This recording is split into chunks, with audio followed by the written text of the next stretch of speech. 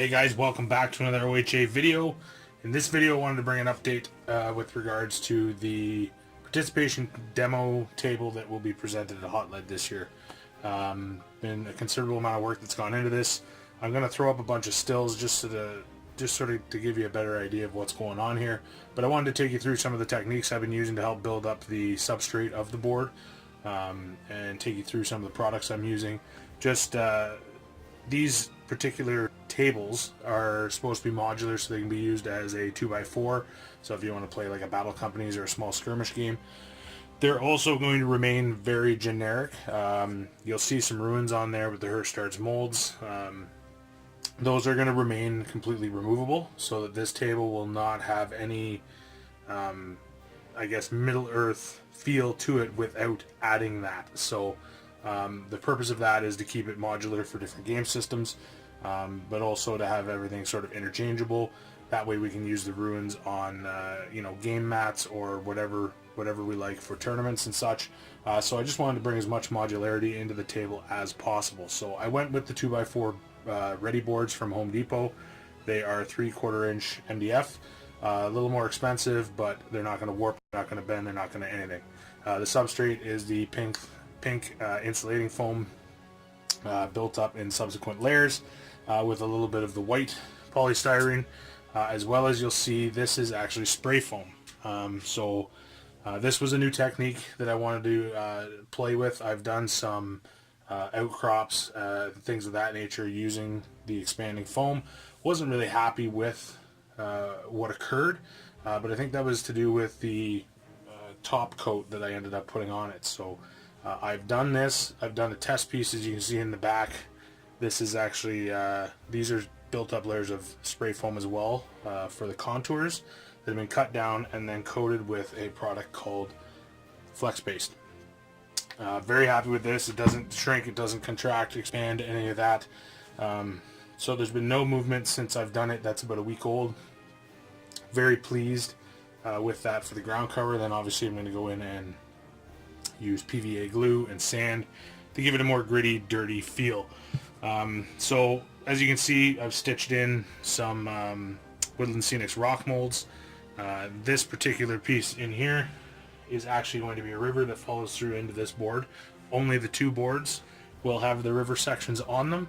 Wanted to introduce the possibility for some rough or difficult terrain in various rule sets, Lord of the Rings included.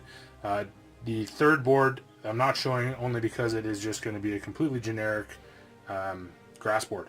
The only thing you're going to have is this one corner. There will be a slight contour to match these, but other than that, that is it, as well as tying in sort of the shoulder of the riverbank, but nothing crazy. So all three of these, I wanted these to be usable for anything, broken down and moved around. So I will show you some different angles with the stills at the end, and talk a little bit about the techniques that I've used, touching on the river. So unfortunately I did not have access to a hot wire foam cutter, so in this case I used a propane torch.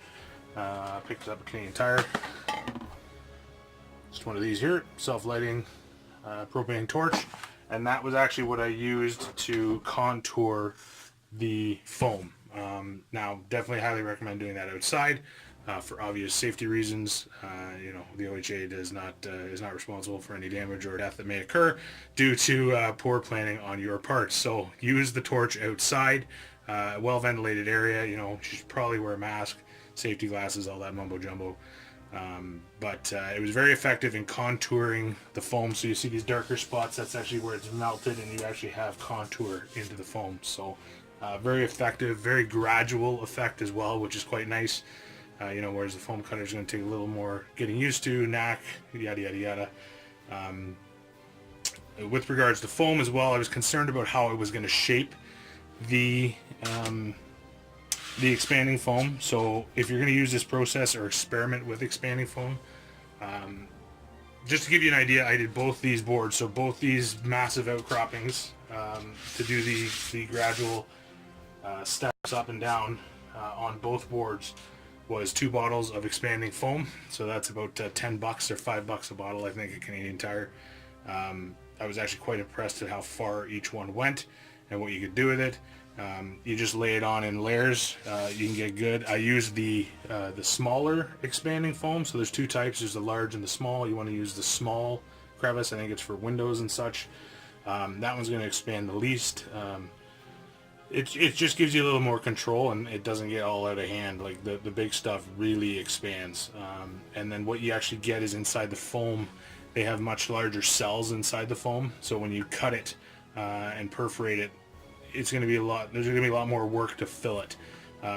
The flux paste that I used was mainly to fill in any gaps and irregularities in the top of the foam after it had been exposed by being cut. So I just used a hobby knife, X-Acto blade, went through, shaped it the way I wanted, and then went over with the flex paste and did a scratch coat.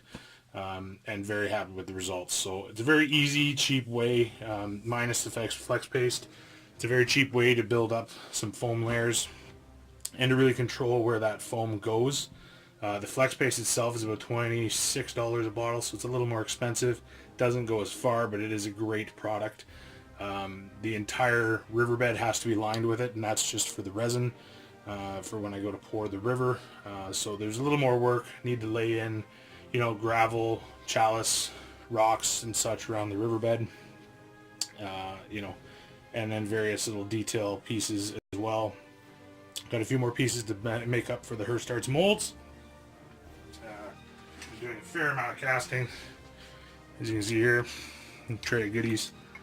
So it's been cast to get this stuff ready. I really want to have this board done, hopefully in the next couple weeks here. Simply because I want to get a lot of play testing in with Dane, so that we are on the ball, know what we're doing, as opposed to the normal OHA way, fly by the seat of our pants. So this one's a little different because it's a sign-up game at Hotlead. We really want to make sure that we're presenting the game as best as possible. So as a reminder, this is based loosely on Arnor. That's why you see the ruins. It's sort of ruined watchtowers. It's supposed to be it's going to be heavily wooded. I want to go for a fall theme. I'm not entirely sure on that just yet. It's going to depend on my flock situation and bushes and all that fun stuff, see if I have the correct coloration for it. But that's what I'd like to see envisioned, at least for it. Very happy with how the rock outcrops came up. Once we get this flocked, popped, throw on the modular bushes, the trees, the scatter pieces for the terrain. Really think it's going to pull it all together. So questions, comments, leave them down below. I'll throw some stills up of the rest of the board from various angles so you get a better sense of what's going on. And as always, thanks very much for tuning in, guys. Happy to be back on camera. I know I've been away for a little bit. Look for an episode of P&P somewhere down the line, whether that is going to be a traditional P&P episode, or if we're looking at maybe podcast style. Maybe you guys are just going to listen to me instead of looking at my ugly mug. So anyways, this is OHA Jason signing off. Thanks very much for joining us, and happy hobbying. You know what, I changed my mind. I thought it would just be easier to take you off the tripod and do a flyover. So this is where the waterfall will be, right in here. This is riverbank. No, it's hard to envision at this point. So this is going to be a nice elevated position. I'm going to put a small ford in through here so that it's a little more playable, but that will be a cascading waterfall down to this level, following through, and then you can sort of follow the burnt. If you look at my finger here, this burnt section is sort of where the river has been etched out. We've got a few more ruins over here to provide some cover and playability. Here's the effect that I was talking about with the foam. So with the large foam, you're going to get very large pores, whereas the small expanding foam is nowhere near as bad. So this is sort of the process used to cover it up with the flex paste. And then more example of sort of using the torch to put some undulation into the table. Another outcrop going to be there with maybe some more ruins, not too sure, and then the rocky overhangs and such. I got to do a little more work on stitching those in. Not sure the process I'm going to use on that just yet. I may actually cheat and simply use bushes to stitch it in. This is obviously a sort of wild country now, overgrown with the ruins. I kind of want to keep that feel. So that's the board. Another side to it here at the edge of the riverbank. So hopefully with bushes and trees and such, so line of sight is going to be a little more tricky, so it's going to add some interest to the shooting aspect of the game. But that's sort of where we're at, so stay tuned for some more updates. Thanks very much for joining me. Take care, guys.